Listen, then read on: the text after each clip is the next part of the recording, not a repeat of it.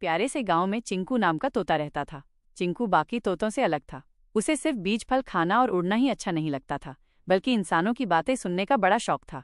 वो रोज गांव के चौराहे पर बैठ जाता और चाय की दुकान पर बजते रेडियो को ध्यान से सुनता। न्यूज़, गाने, मजेदार कहानियां सब उसे बहुत पसंद आते। एक दिन चिंकू ने सोचा, अगर मेरे पास भी रेडियो होता तो मैं सबको एंटरटेन करता। यही सोचकर वो रात में चुपके से दुकान पर गया और छोटा सा रेडियो उठाकर अपने पेड़ पर ले आया। सुबह होते ही उसने रेडियो ऑन किया। जैसे ही गाना बजा, लाला लाला लाला, पूरा गांव जाग उठा। गायें खेत से भाग आईं, कुत्ते कान खड़े करके सुनने लगे, बिल्लियां पेड़ पर चढ़ गईं और खरगोश घास छोड़कर वहीं बैठ गए। चिंकू तोता बीच बीच में गाने के साथ अपनी नकल भी करने लगा।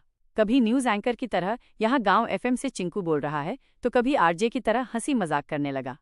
गांव के बच्चे हैरान हो गए, ये रेडियो इतना मजेदार कैसे हो गया? कभी न्यूज़, कभी गाना, कभी जोक्स। उन्हें पता ही नहीं था कि पीछे बैठा चिंकू अपनी आवाज भी मिलाता है। धीरे धीरे चिंकू पूरे गांव का आरजे तोता बन गया। हर सुबह लोग और जानवर उसका शो सुनने आते।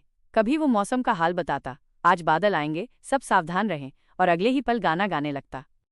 अब गांव वाले कहते, ये तोता नहीं, पूरा रेडियो स्टेशन है। और सच में चिंकू तोते ने पूरे गांव को हंसी और मस्ती से भर दिया। जंगल में शेरू नाम का शेर हमेशा तेज और ताकतवर होने पर घमंड करता था। वो हर जानवर से कहता, मेरे सामने किसी की हिम्मत नहीं, मैं सबसे तेज और सबसे ताकतवर हूँ। एक दिन नदी किनारे उसे एक छोटा कछुआ मिला। कछुआ बोला, शेरू भाई, ताकत और तेजी ही सब कुछ नहीं होती, दिमाग और धैर्य भी चाहिए। शेरू हंस पड़ा, तू मुझे सिखाएगा?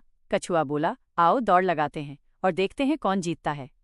अगले दिन जंगल के सारे जानवर इकट्ठा हुए। दौड़ शुरू हुई। शेरू बिजली की तरह दौड़ पड़ा। कछुआ धीरे धीरे चलता रहा। शेरू ने सोचा, ये तो कभी नहीं जीत सकता, और बीच में एक पेड़ के नीचे लेटकर सो गया। कछुआ बिना रुके धीरे धीरे आगे बढ़ता रहा। कुछ देर बाद वो फिनिश लाइन पार कर गया। सारे जानवर तालियां बजाने लगे। शेरू नींद से जागा तो देखा वो हार चुका था।